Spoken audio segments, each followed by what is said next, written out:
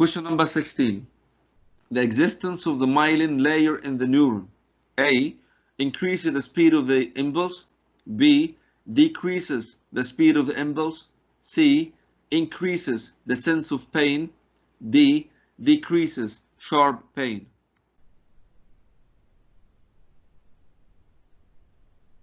Yes, correct answer is A.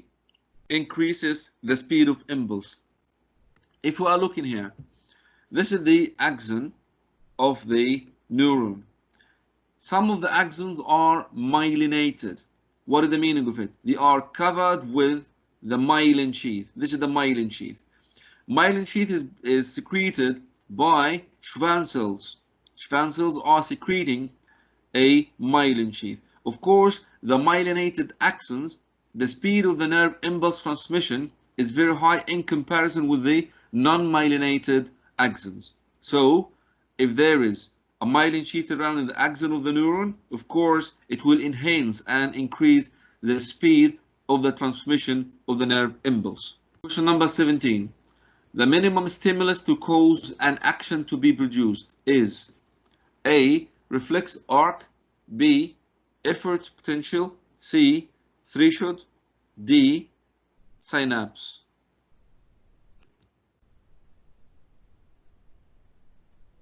Perfect. Correct answer is C. Threshold. As you know, threshold is all or none. All or none. What is the meaning of it? Let's extend our explanation. If we are looking here, there is the threshold. For example, supposed to be plus 30 millivolts. If it's less than this, there will not be any detection or any action potential to be happen. This is the resting potential. So a grade depolarization brings an area, yes, of excitable membrane to be threshold. But below the threshold level, there will not be a detection for the impulse. So there is no action will be taken. There's no action potential to be taken. Okay? So they are saying all or none. It's being occurred more than the level of the threshold that the nervous system can detect it. If it's below this, there will not be any detection. So this is the threshold level. Above it, there will be, yes, action potential. Here the voltage graded the sodium channels in order to be open, and the sodium ion moved into the cells. So the membrane potential rise to, yes, plus 30 millivolts. And here the depolarization occurred, and the transmission of the nerve impulse will be happen. But before the threshold, nothing will be happen. This is the principle of the threshold, all or none. Question number 18. Memory loss occurs when there is a dysfunction in A. Cerebrum. B. Cerebellum. C. Spinal cord. D. Medulla oblongata. Correct answer is A. Cerebrum. I'm sorry. Why? Let's extend our answer. If we are looking here, we have different types and regions, different regions in our brain. Firstly, we have this, all of this is known as the cerebrum, okay, that is made up of two hemispheres, right and left, and this is known as, yes, the cerebellum. This is known as the cerebellum, okay, and the cerebrum is made up of the loops. Here we have the frontal loop, here we have the temporal loop, okay, here we have the what it called, yes, here here we have the cerebral cortex, the frontal, the temporal, the occipital, and so on. Every single loop has some centers that are controlling your body. For example, if you are even extended furthermore, we can find out that the frontal loop controlling the problem solving, emotional, okay, traits, reasoning or the judgment, speaking, and the voluntary activities are being controlled by the frontal lobe. The parietal lobe is controlling, or the centers of knowing right, from left, sensation, reading, body orientation are found in the parietal lobe. The occipital lobe, here, there is the center of vision and the color perception. Of course, the center of vision is found here in area 17 in the occipital lobe of the cerebrum. And here we have the temporal lobe that is responsible for understanding language, behavior, memory, and hearing. So our question is talking about memory. So the memory is in the temporal lobe. The temporal lobe is found in the cerebrum, not in the cerebellum.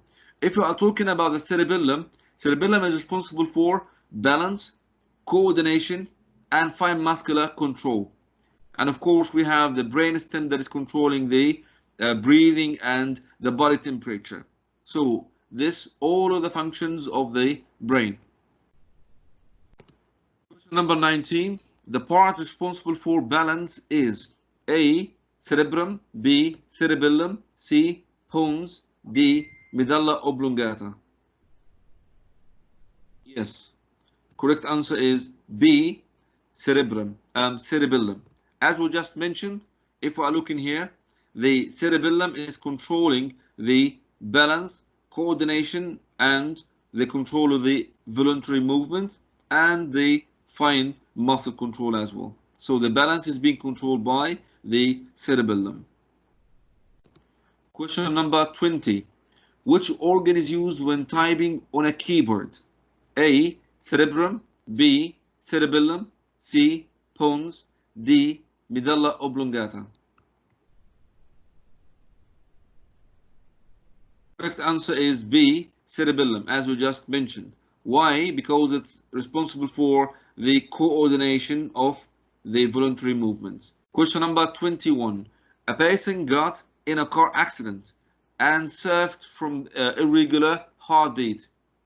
The doctors were sure this was because of the infection of A. Cerebrum, B. Medulla oblongata, C. Bones, D. Spinal cord. The correct answer is B. Medulla oblongata. If we extend our explanation, we can say that this is the medulla oblongata or the brainstem that is very important for breathing and the body temperature. And the question here was talking about he has a problem in the heartbeat, and those are being controlled by the medulla oblongata or the brainstem.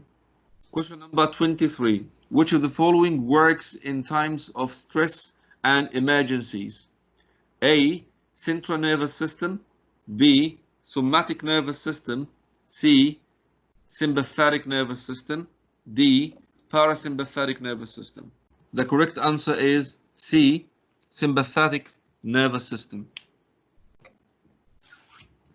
We can extend this answer by saying we have two different systems that are controlling here, which is the parasympathetic and the sympathetic nervous system.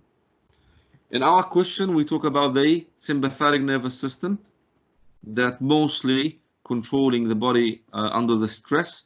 Of course, it will order the pupil in order to dilate. Actually, it prepares your body in order to, in order to come up with and to overcome the threats, and if there is a fight or fight or flight hormones. And if you are looking here, the pupil, for example, will be dilate, and the heartbeat will be increasing the heart beat. And also, if you are looking for the airways, it will be dilate, so the bronchial tissues or the bronchial tubules will be dilated in order to take a lot of the oxygen or the gas in order to be exchanged, because the body needs a lot of oxygen. Why? Because it will be used in the process of respiration to release energy needed in order to maintain your body to come up with the action that needed at this time. And also the sweat gland will increase, stimulates the secretion of sweat as well. And also the liver will increase the rate of the glycogen conversion into glucose. This will be done by the arrangement of the hormone glucagon that will stimulate the conversion of stored glycogen into glucose. Why? Because in this case, the level of glucose in your body will be increased. Why to be increased? Because the glucose will be ignited by oxygen, in the process of respiration to release energy that needed at this time. The digestive system will decrease its activity. Why? In order to make the blood move to the vital organs at this time. And also the adrenal glands will be stimulated to produce the adrenaline hormone or fight and flight hormone that making your body alert, okay, and even the uterus and the vagina will be contracted, urinary bladder will be, yes, the relaxed. So all of those are occurred under the sympathetic, yes, sympathetic regulation. This is the sympathetic nervous system.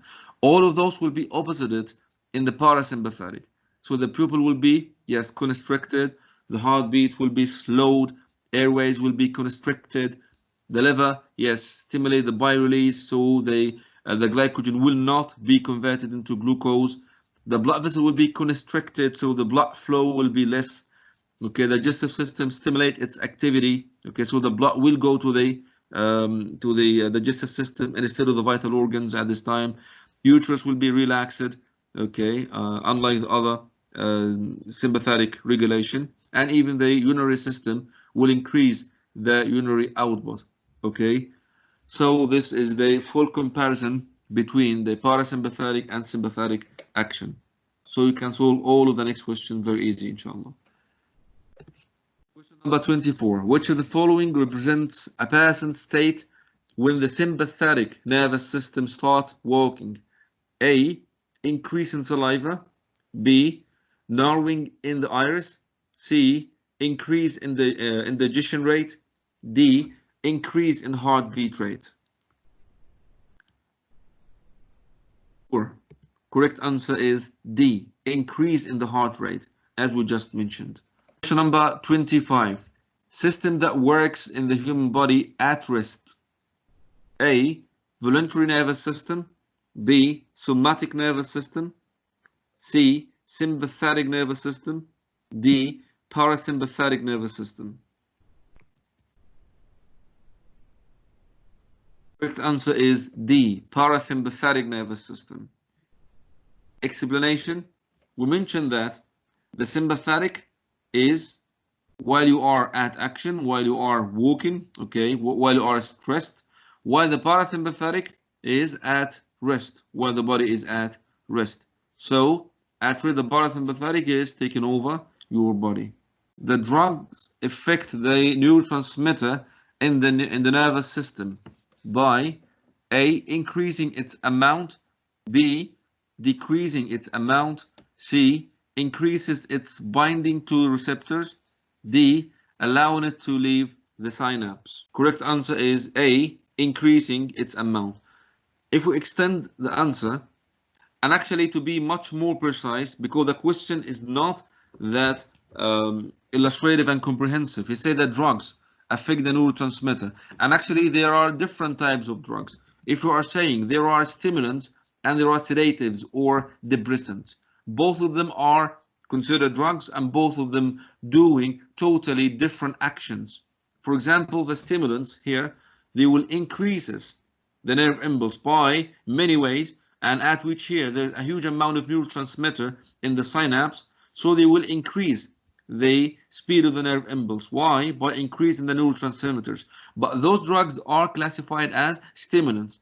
But we still have another type of drugs that are known as sedatives or the suppressants, and here they will decrease, they will block the receptors, so the neurotransmitter will not be even received by the receptors, so they will decrease the nerve impulse. So that's to put in mind, because the question here in this case is not that clear. So here he's talking generally, but actually I think that the question is not well made, because the drugs can be considered, as I just mentioned, stimulants or sedatives or depressants. So put this in mind. Question number 27. Drugs that increases the alertness and physical activity is, this is a good question and well phrased. A. Stimulants. B. Depressants. C. Inhalants. D. Inhibitors. Correct answer is A. Stimulants. Stimulants increases, they are creating fake messages in the brain telling the body that it's under stress, so they are increasing the nerve impulse. And also the blood to skin will be, yes, decreases, the body is less able to cool itself, overheating or even at risk. Okay, so the stimulants are both in the body under a stress, and the body won't be able to respond as well. Question number 28. What slows down the brain activity? A. Nicotine. B. Caffeine. C. Adrenaline. D. Alcohol. Correct answer is D. Sure, it is alcohol. Yes, alcohol is considered a depressant, sedative. Why? Because it slows down the messages between the body and the brain. The signals from the eyes, for example, and other sense reach the brain very slowly. Okay, the heart rate drops dramatically, leaving the body with less energizing oxygen, and even the breathing rate decreases, and the risk of lung, yes, infections even will be raised at this time. So the messages to the muscle are even slower. So there is a reckless in their movements that are drunk by alcohol. Arms and legs cannot move well. Okay, there's less, or there is a lack of coordination.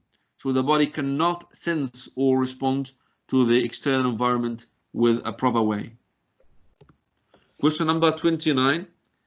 The psychological and physiological dependence on drug is called, this is a terminology, A. Tolerance. B. Recession. C. Habitation. D. Addiction. The correct answer is sure D. Addiction.